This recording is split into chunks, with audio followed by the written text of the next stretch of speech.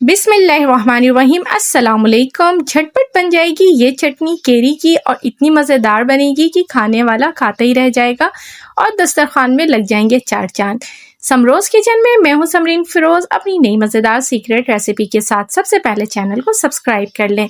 यह हमने एक केरी लिया है, केरी का छिलका हमने उतार लेना है। यहाँ हम हरी केरी का इस्तेमाल करेंगे तो इस बात का आपने लाजमी ख्याल रखना है।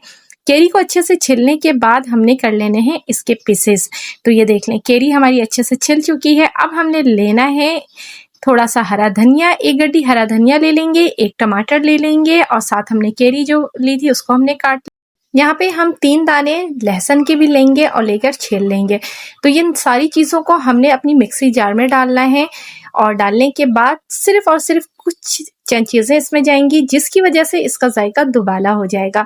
तो ये सारी चीज़ों को हम इस जार में डाल देंगे।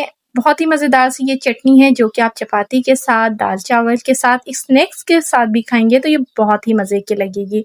अब इसमें 1 टीस्पून हम साबित ज़ीरा डाल देंगे।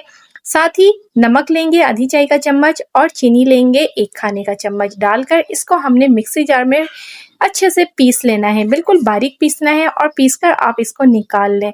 बन गई ना झटपट मज़ेदार सी ये केरी की चटनी। इतने मज़े की बनेगी जिसमें टमाटर और हरे धनिया का जो जायका है वो बहुत ही डिफरेंट लगेगा। उम्मीद है ये रेसिपी आप लोगों को पसंद आई होगी।